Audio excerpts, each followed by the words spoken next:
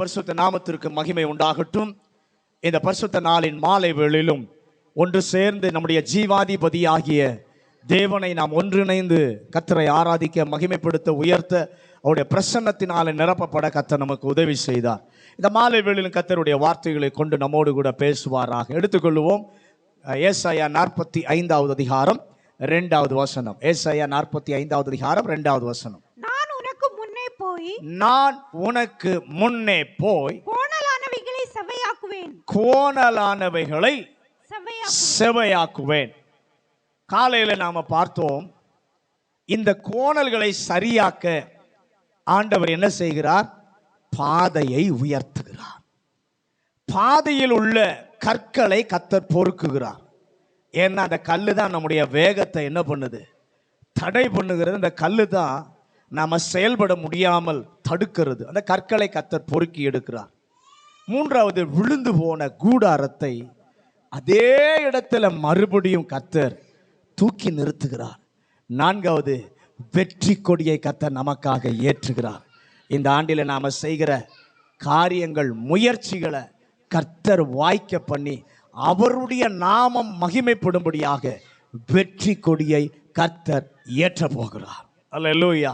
இந்த மாலை வேளையிலும் இங்கே பார்க்கிறோம், நான் உனக்கு முன்னே போய் கோணலானவைகளை செவையாக்குவேன். கோரேசுக்கு ஆண்டவர் தம்முடைய வல்லமையை வெளிப்படுத்துவேன் என்று சொல்லுகிறார். சொல்லிட்டு அவர் சொல்லுகிறார், கோணலானவைகளை செவையாக்குவேன் என்று சொல்லி ஒரு வாக்கு பண்ணுகிறார் கோரேசுக்கு. நல்ல கவனிங்க, வல்லமையை வெளிப்படுத்துவதாக ஆண்டவர் வாக்கு பண்ணுகிறார்.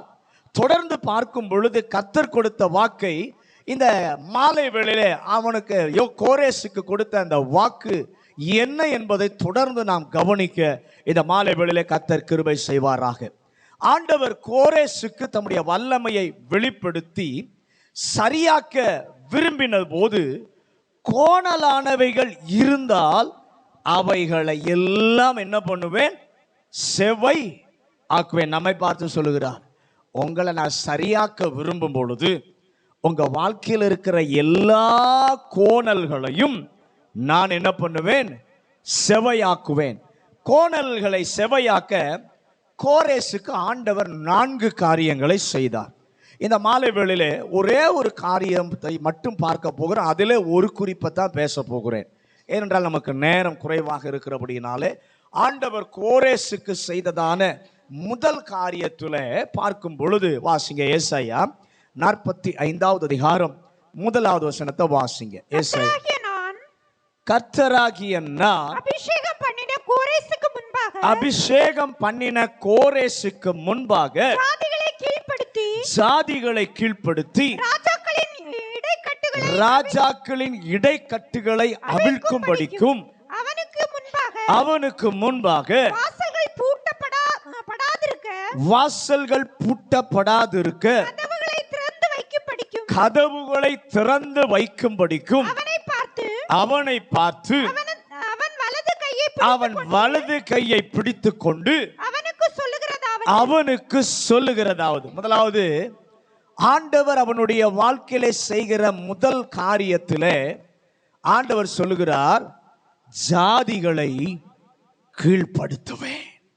ஒரு ஆமென் சொல்லுங்களேன். ஆண்டவர் கீழ்ப்படுத்துவார். எத்தனை பேர் விசுவாசிக்கிறீங்க? அடக்குவார். பக்கத்துல கை கொடுத்து சொல்லுங்க, ஆண்டவர் கீழ்ப்படுத்துவார், அடக்குவார். அல்லேலூயா. இந்த நாளிலே வந்திருக்கிற எல்லார் வாழ்விலும் இந்த ஆண்டிலே கர்த்தர் செய்வாராக, கீழ்ப்படுத்துவாராக, அடக்குவாராக. அல்லேலூயா. என் வாழ்வில் இருக்கிற கோணல்களை சரிப்படுத்தி தேவ திட்டத்திலே இந்த ஆண்டு எனக்கு உரிய முக்கிய பங்கை தேவன் செயல்படுத்த வேண்டுமானால் கீழடக்க வேண்டிய அனைத்தையும் கீழடக்க நான் ஒப்பு கொடுக்கிறேன், எதிர்பார்த்திருக்கிறேன். அல்லேலூயா, அல்லேலூயா. அது அடக்கப்படாவிட்டால், எதெல்லாம் கீழடக்கணுமோ அது அடக்கப்படாவிட்டால் ஆண்டவர் குறித்த நிலையிலே நீங்களும் நானும் செயல்பட முடியாது. எதெல்லாம் கீழடக்கப்படணுமோ அதை அடக்கப்படுவதற்கு நீங்களும் நானும் ஒப்பு கொடுத்தால் கர்த்தர் கீழ் அடக்குவார். அப்படி கீழ் அடக்குவாரானால் நாம் செய்ய போகிற காரியங்களை கர்த்தர் செயல்படுத்த தம்முடைய வல்லமையை கர்த்தர் வெளிப்படுத்துவார். அல்லேலூயா. ஆண்டவர் குறித்த நிலையிலே நீங்களும் நானும் செயல்பட கர்த்தர் நமக்கு உதவி செய்கிறவராய் இருக்கிறார். அவர் ஏன் முன் செல்கிறார்? இந்த 2வது வசனத்தில் நான் உனக்கு முன்னே போய். ஏன் கர்த்தர் முன் செல்கிறார் என்று சொன்னால், கோணல்களை செவையாக்குவதற்காகத்தான் என் ஆண்டவர் முன்னே செல்கிறார். ஹல்லேலூயா, ஹல்லேலூயா. இந்த மாலை வேளையில் ஆண்டவரே, கர்த்தருடைய பிள்ளையாய் இருக்கிற, தேவனை சேவிக்கிற பிள்ளையாய் இருக்கிற என்னுடைய வாழ்க்கையிலே கீழ்ப்படுத்த விரும்புகிற 3 காரியங்கள் இருக்கிறது. அதில் ஒன்றை தான் இந்த மாலை வேளையில் என்ன பண்ண போகிறேன், உங்களோடு கூட நான் பேச போகிறேன். ஆண்டவர் அவருடைய பிள்ளையாய், அவரை சேவிக்கிற, ரட்சிக்கப்பட்ட தேவ ஜனமாய் இருக்கிற நம்முடைய வாழ்க்கையில் ஆண்டவர் கீழ்ப்படுத்த வேண்டிய 3 காரியங்கள் உண்டு. அவர் தீர்மானத்தில், அவருடைய திட்டத்தில் நமக்குரிய இடத்தில் வைப்பதற்கு ஆண்டவர் அந்த 3 காரியங்களை கீழ்ப்படுத்தியே ஆக வேண்டும். அல்லேலூயா. ஆண்டவர் அந்த காரியத்திலே, அந்த 3 காரியங்களிலே தேவன் கவனித்து செயல்பட நீங்களும் நானும் இடமளிக்க வேண்டும். முதலாவது எதை ஆண்டவர் கீழ்ப்படுத்த வேண்டும்? மீகாவின் புஸ்தகம் 7வது அதிகாரம் 19வது வசனம். மீகாவின் புஸ்தகம் 7வது அதிகாரம் 19வது வசனம். அவர் திரும்ப நம்மேல் இறங்குவார். அவர் திரும்ப நம்மேல் இறங்குவார். நம்முடைய அக்கிரமங்களை அடக்கி, நம்முடைய அக்கிரமங்களை அடக்கி, நம்முடைய பாவங்களை எல்லாம் சமுத்திரத்தின் ஆழங்களில், நம்முடைய பாவத்தை எல்லாம் சமுத்திரத்தின் ஆழங்களிலே போட்டு விடுவார். முதலாவது எதை தெரியுமா கர்த்தர் கீழடக்க விரும்புகிறார்? உங்க குணங்களை கீழ்ப்படுத்த கர்த்தர் விரும்புகிறார். இப்ப கொஞ்சம் பக்கத்துல கையை கொடுங்க. கையை கொடுத்து உங்க குணத்தை கர்த்தர் கீழடக்க விரும்புகிறார். இங்க பார்க்கிறோம், நம்முடைய அக்கிரமங்களை எல்லாம் அடக்கி திரும்பவும் நம்மேல் இறங்குவார். போன வருஷம் நம்முடைய அக்கிரமம், அது நம்முடைய குணம், அது தலதூக்கி நின்னுச்சு. ஆனா இந்த 2024 துவக்கத்தில் ஆண்டவர் சொல்லுகிறார், உங்களிடத்துல தலதூக்கி நின்னுச்சே அந்த அக்கிரமங்களை எல்லாம் நான் அடக்கி மறுபடியும் உங்கள் மேல நான் இறங்க போகிறேன். ஹல்லேலூயா. ஆண்டவர் ஆண்டவருடைய பிள்ளைகளை குறித்து சொல்லுகிறதான ஒரு வசனம் தான் அந்த வசனம். அவரை அறியாதவர்களை குறித்து இங்கே சொல்லப்படவில்லை, அவர் பிள்ளைகளை குறித்து சொல்லும் வசனம். அக்கிரமம் என்கிற சொல் எபிரேய மொழியிலே கோணலானவை என்று சொல்லப்படுகிறது. எபிரேய பாஷையில் அக்கிரமம் என்கிற சொல் கோணலானவை என்று இருக்கிறது. வாழ்விலே நேராக இல்லாமல் நம்முடைய தரிசனத்தை மட்டுப்படுத்துகிற கோணல்களை வேதம் அக்கிரமம் என்று சொல்லுகிறது. ராமன் சொல்லுங்களேன். நீங்க மீகாவின் புஸ்தகம் 7வது அதிகாரம் 15வது வசனத்தை வாசிங்க. மீகா 7:15. நீ எகிப்து தேசத்திலிருந்து புறப்பட்ட நாளில், நீ எகிப்து தேசத்திலிருந்து புறப்பட்ட நாளில் நடந்தது போலவே உன்னை அதிசயங்களை ஆண்டவர் இஸ்ரவேலுக்கு ஒரு வாக்கு பண்ணுகிறார். நீ புறப்பட்ட நாளிலே கண்ட அதிசயங்களை நான் மறுபடியும் உனக்கு செய்வேன். ராமன் சொல்லுங்களேன்.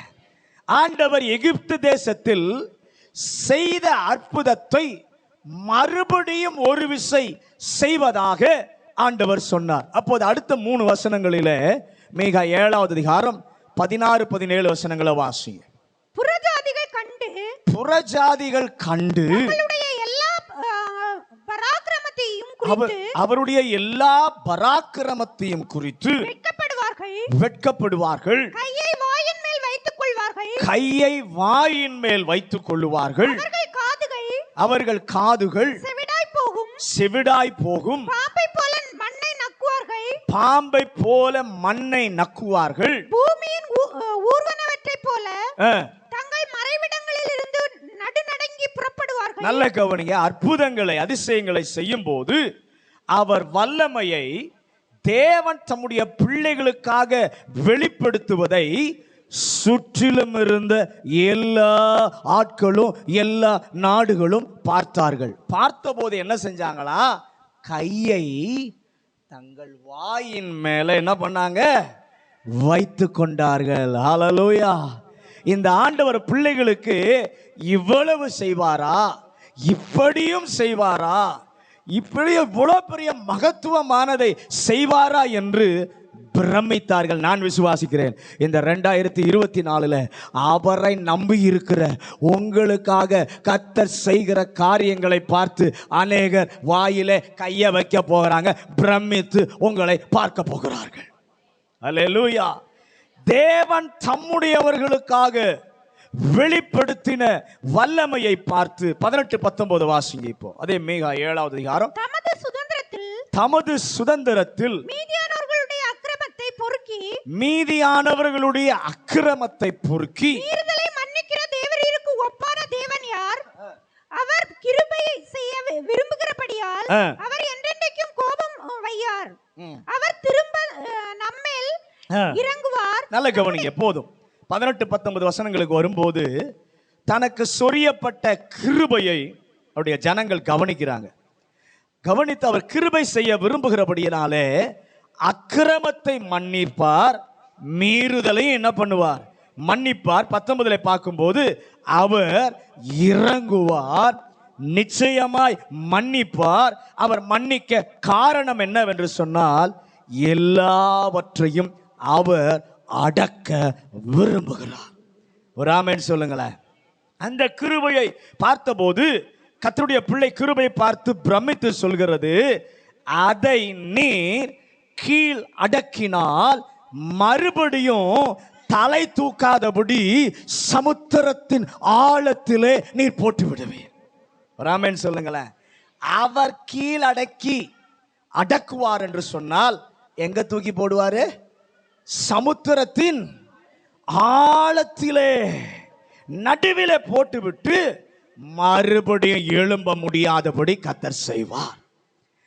பார்வோனுடைய வாழ்க்கையில பார்க்கும்போது பார்வோனுடைய சேனை பின்தொடர்ந்து வருகிறார்கள். அந்த பார்வோனுடைய சேனையை சமுத்திரத்தினுடைய நடுவிலே போட்டு மீண்டும் அந்த எகிப்தியனை பார்க்காதிருக்க செய்தாரே, அதை போல கர்த்தர் செய்ய விரும்புகிறார். எல்லாரும் கரம் உயர்த்தி, ஆண்டவரே நாங்கள் ரட்சிக்கப்பட்டு இருக்கிறோம், நாங்கள் கர்த்தருடைய பிள்ளை, ஆனாலும் இன்னும் ஏதோ எங்களுடைய வாழ்க்கையிலே குறுக்கீடு, கோணல்கள், அக்கிரமம் இருக்கும் என்றால் நீர் இன்றைக்கு இந்த மாலை வேளையிலே அதை கீழ்ப்படுத்துவீராக. 66வது சங்கீதம் 18வது வசனம். சங்கீதம் 66:18. என் இருதயத்தில் அக்கிரம சிந்தை கொண்டிருந்தேனானால், என் இருதயத்தில் அக்கிரம சிந்தை கொண்டிருந்தேனானால் ஆண்டவர் எனக்கு செவிகொடார். ஆண்டவர் எனக்கு, இங்க சொல்றாரு பாருங்க, அக்கிரமம் சிந்தை இருந்தால் ஆண்டவர் எனக்கு என்ன பண்ணுவதில்லை? செவி கொடுப்பது. ஒருவேளை கர்த்தருடைய பிள்ளையா இருக்கலாம், கர்த்தரை சேவிக்கிறவங்களா இருக்கலாம், ஆனா அக்கிரம சிந்தை நமக்குள்ளே இருந்தா நம்ம எவ்வளவு கூப்பிட்டாலும் அவர் என்ன பண்ண மாட்டாரு?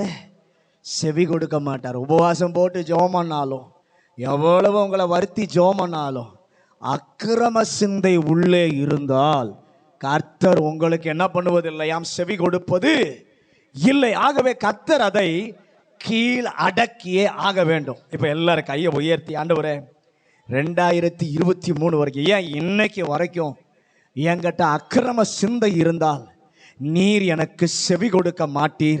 அந்த அக்கிரம சிந்தை இன்றைக்கு கீழ் அடக்கப்படுவதாக. எதற்காக ஆண்டவர் கீழ் அடக்குகிறார்? ஆண்டவர் நம்மை உயர்த்தி அவருடைய திட்டத்திலே பயன்படுத்தும் போது ஆண்டவர் அதை செய்யாதபடி நமக்கு முதல் எதிரி யார் தெரியுமா? மிக முக்கியமான எதிரி யார் தெரியுமா? நாம தான் முதல் எதிரி. ஆண்டவருடைய திட்டத்தில் மகிமையானவைகளை செய்ய முடியாதபடி முதல் எதிரியா இருப்பது நாம தான். ஆகவே ஆண்டவர் நாமே நம்முடைய கிரியை அல்லது நம்முடைய தவறு, நம்முடைய அக்கிரமமே எதிராக இருக்கும்போது அவர் குறித்த உயர் மட்டத்திலே நிறுத்த உதவியாயிருக்கத்தான் ஆண்டவர் சொல்லுகிறார். நான் அதை கீழ்ப்படுத்த விரும்புகிறேன். அல்லேலூயா. ஆண்டவர் வெளிச்சம் போட்டு காண்பிக்க இடமளித்தால் வாழ்வில் உள்ள கோணல்கள் அப்போதுதான் நமக்கு தெரியும். எத்தனை பேர் ஒத்துக்கிறீங்க? உங்களுக்கு ஆண்டவரை வெளிச்சம் போட்டு காட்டினாதான் உங்க வாழ்க்கையில் இருக்கிற கோணல் என்னன்னு உங்களுக்கு தெரியும். எல்லாரும் ஒரு நிமிஷம் உங்க இதயத்தில் கையை வச்சு, ஆண்டவரே இன்னைக்கு எனக்கு வெளிச்சம் போட்டு காட்டும், என்னுடைய கோணல் என்ன என்பதை வெளிச்சம் போட்டு காட்டுவீராக. அது மாத்திரம் அல்லப்பா, இந்த நாளிலே அதை கீழ் அடக்குவீராக. இனி தலையே தூக்காதபடி ஆண்டவர் காத்துக்கொள்ளுவீராக. வீட்டில் போய் வாசித்து பாருங்க. ரோமர் 7வது அதிகாரம் 17 25 வசனங்களை நீங்கள் வாசித்து பார்க்கும் பொழுது அவனுடைய ஆவிக்குரிய வாழ்வினுடைய ஆரம்பத்தில் அவனுக்கு இருந்த போராட்டத்தை அவன் சொல்லுகிறான். என்ன சொல்லுகிறான்? நான் நன்மை செய்ய விரும்புகிறேன், நான் விரும்புகிற நன்மையை செய்யாமல் விரும்பாத தீமையையே செய்து விடுகிறேன், என்னால் முடியவில்லை என்று சொல்லி புலம்புகிறான். எனக்குள்ளே வேறொரு பிரமாணம் இருக்கிறது, அது என்னை அப்படி செய்கிறது அப்படி சொல்லிட்டு அவன் சொல்றான், நிர்பந்தமான மனுஷன் நான், என்னை யார் விடுதலையாக்க கூடும்? அவன் யார்? கர்த்தருடைய பிள்ளைதான், கர்த்தரால் தெரிந்தெடுக்கப்பட்ட பிள்ளைதான். அடுத்த வசனத்திலே சொல்லுகிறான், இந்த போராட்டமாகவே இருக்க அவசியம் இல்லை. அல்லேலூயா. ஏனென்றால் என் வாழ்வின் கோணல்களை செவ்வையாக்குகிற ஒரு தேவன் இருக்கிறார், அவரை நான் ஸ்தோத்திரிக்கிறேன். அல்லேலூயா. கையை உயர்த்தி, என் வாழ்வில் இருக்கிற போராட்டமாகவே இருக்க வேண்டிய அவசியம் இல்லை. என்னுடைய கோணல்களை நேராக்குகிற, செவையாக்குகிற ஒரு தேவன் எனக்கு இருக்கிறார். ரோமர் 8வது அதிகாரம் 1வது வசனத்தை வாசிங்க. ரோமர் 8வது அதிகாரம் 1வது வசனம். ஆனபடியால் கிறிஸ்து இயேசுவுக்கு உட்பட்டவர்களாயிருந்து மாம்சத்தின்படி நடவாமல் ஆவியின்படியே நடக்கிறவர்களுக்கு ஆக்கினை தீர்ப்பில்லை. இங்க ரெட்ட நிலைமையிலிருந்து அவன் சொல்லுகிறான், முதல்ல நன்மை செய்யணும்னு விரும்புறேன், ஆனா நான் விரும்பாத தீமையை என்ன பண்ணுகிறேன், செய்கிறேன் அப்படின்னு சொல்லிட்டு கீழே இப்போ சொல்றாரு. இந்த ரெட்டை நிலையிலிருந்து விடுதலை பெறுவதற்கு ஆண்டவர் சொல்லுகிறார், ஆவியின்படி நடக்கிறவர்களுக்கு, கிறிஸ்துவுக்கு உட்பட்டவர்களுக்கு ஆக்கினை தீர்ப்பு இல்லை. அல்லேலூயா. இப்ப கையை கொடுத்து சொல்லுங்க, கிறிஸ்துவுக்கு உட்பட்டு, தேவ வசனத்துக்கு உட்பட்டு நடக்கிறவர்களுக்கு ஆக்கினை தீர்ப்பில்லை. தேவனுக்கு முன்பாக செம்மையாய் இராமல் என்னுடைய வாழ்க்கையில இருக்கிற என் குணங்களை கர்த்தர் கீழ் அடக்குகிறார். அதை நிச்சயமாய் ஆண்டவர் செய்வார். எத்தனை பேர் ஆமென் சொல்லுகிறீர்கள்? அல்லேலூயா. என்னில் இருக்கும் கோணல்களை கர்த்தர் கீழ் அடக்குவார். முடிந்து போவதற்குள், இந்த ஆராதனை முடிந்து போவதற்குள், ஆண்டவரே என் வாழ்க்கையில் அது செயல்படுவதாக, என் வாழ்க்கையில் அது கிரியை செய்வதாக. ஆண்டவரே, அக்கிரம சிந்தை, நான் விரும்பினதை செய்யாமல் விரும்பாததையே செய்கிறேனே, அந்த இரட்ட நிலைமை இன்றைக்கு கீழ் அடக்கப்படுவதாக. தேவனுடைய சித்தத்திற்கு உட்பட்டு நடக்க என் ஆண்டவர் கிருபை தருவீராக. அப்போஸ்தலர் நடபடிகள் 7வது அதிகாரம் 25 முதல் 30 வசனங்களை நீங்க வீட்டில் போய் வாசித்து பாருங்க. அங்கே மோசே குறித்து வாசிக்கிறோம். மோசே யார்? தேவனால் தெரிந்து கொள்ளப்பட்டவன். இன்னும் சொல்ல போனா கர்த்தராலே பாதுகாக்கப்பட்டவன். அல்லேலூயா. ஆனால் அவன் வாழ்க்கையில ஒரு கோணலை அடக்க வேண்டிய சக்தியை, ஒரு அவனுடைய வாழ்க்கையில கோணலா இருக்கிற ஒரு காரியத்தை அடக்கப்பட வேண்டும் என்பதை கர்த்தர் பார்க்கிறார். அந்த கோணல் என்ன?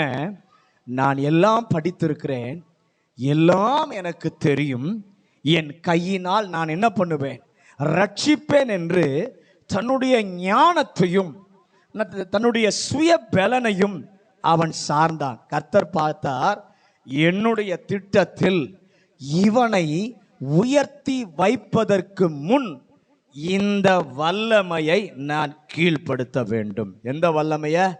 சுய பலனை சார்ந்திருக்கிறான், ஞானத்தை சார்ந்திருக்கிறான். நான் படிச்சிருக்கிறேன், எனக்கு திறமை இருக்கு, நான் என்ன பண்ணிடுவேன், இந்த ஜனங்களை ரட்சித்துருவேன்னு சொல்லி ஒரு இது இருக்கே, சக்தி இருக்கே. நான் என்னுடைய திட்டத்தில் இவனை பயன்படுத்துவதற்கு முன்பு அந்த சக்தியை நான் கீழ் அடக்க வேண்டும். மோசேக்குள் இருக்கிற இந்த காரியத்தை நான் என்ன பண்ண வேண்டும்?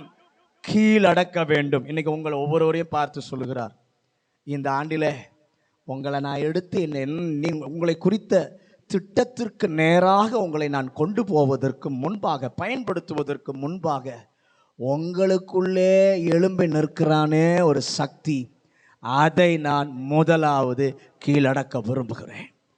அது என்ன சக்தி? உங்களுடைய சுய பலன், உங்கள் சுய ஞானம், உங்கள் சுய திறமை. இதை கர்த்தர் முதலாவது கீழடக்க விரும்புகிறார். அல்லேலூயா. மோசேக்கு இருக்கிற இந்த காரியத்தை கீழடக்க கர்த்தர் என்ன செய்தார்? வனாந்தரத்தில் 40 ஆண்டு விட்டுட்டார். வனாந்தரத்தில் 40 ஆண்டு, கொஞ்சம் நஞ்சம் இல்லை, 40 ஆண்டு. கொஞ்சம் பாருங்க, வனாந்தரத்தில் உங்களை கொண்டு போய் விட்டால் எத்தனை நாள் இருப்பீங்க? எருமே மனுஷ சஞ்சாரமே இல்லை. வனாந்தரம்னா வெறும் வறட்சி. அங்கே கொண்டு போய் விட்டால் எத்தனை நாள் இருப்பீங்க? சும்மா சொல்லுங்க. 4 நாளே கஷ்டமா? மொதல் நாள் சாயங்காலமே கிளம்பி நடக்க ஆரம்பிச்சிருவீங்க. எப்படியாவது நடந்து போய் இடம் என்ன பண்ணிடணும், சேர்ந்துருந்தாலும். இவனை மோசேய 40 ஆண்டுகள் இருக்கும்படி செய்தார். 40 ஆண்டுகள் எல்லாம் தெரியும் இருந்தான்னு பார்த்தீங்களா? நான் படிச்சிருக்கிறேன், ஞானம் இருக்கு, திறமை இருக்கு, சுய பலன் இருக்கு, நினைச்சான் பார்த்தீங்களா? அப்படி நினைச்சதை எல்லாம் கர்த்தர் மோசே விட்டு காலியாக்கினார், அவனை வெறுமையாக்கினார். அல்லேலூயா. பேசக்கூட முடியாதவனா இருக்கிறான், நல்லா பேசின ஆள் தான். ஆனால் வனாந்தரத்தில் விட்ட உடனே திக்குவாயனா போயிட்டான். அவனால சரியா என்ன பண்ண முடியல, பேசக்கூட முடியவில்லை. அவன் வாழ்வு முழுவதும் காலியானது. எதற்கு தெரியுமா? நான் விரும்புகிற வண்ணம் உன்னை கீழ்ப்படுத்த வேண்டும். 105வது சங்கீதம் 19வது வசனத்தை வாசிங்க. சங்கீதம் 105:19. கர்த்தர் சொன்ன வார்த்தை நிறைவேறும் அளவும், கர்த்தர் சொன்ன வார்த்தை நிறைவேறும் அளவும், அவருடைய வசனம் அவனை புடமிட்டது, அவருடைய வசனம் அவனை புடமிட்டது. நல்ல எதிர்காலத்திற்காக தெரிந்து கொள்ளப்பட்டவன் யோசேப்பு. வாழ்வில் அவனுடைய வாழ்க்கையில கிருபைகள் செயல்பட்டது. கர்த்தர் அவன் வாழ்வில் ஒரு கோணலை பார்க்கிறார். அந்த கோணல் என்ன? அவன் விளம்பரம் செய்து விடுவான். எந்த ஒரு காரியம் சொன்னாலும் உடனே எல்லாருக்கும் என்ன பண்ணிடுவான்? விளம்பரம் பண்ணிடுவான். அவனுக்கு கர்த்தர் தரிசன சொப்பனம் கொடுத்தார். என்ன பண்ணா? எல்லாருக்கும் விளம்பரம் பண்ணினான். ஆண்டவர் பார்த்தாரு, நான் இவனை நம்பி முக்கியமான எதையும் செய்ய முடியாது. இவனை நம்பி இவனுக்கு மட்டும் சொன்னா இவன் என்ன பண்ணிடுவான்? ஊர் முழுவதும் போய் என்ன பண்ணுவான்? தெரிய வைத்து விடுவான். அது அவனுக்கு தடையாய் இருக்கும் பண்பு என்பதை அவர் அறிந்து குலுக்கி போக விட்டார். ராமேன்னு சொல்லுங்களேன். உங்களை சில நேரத்தில் கர்த்தர் ஏன் குழி போன்ற அனுபவத்துக்கு அனுமதிக்கிறார் தெரியுமா?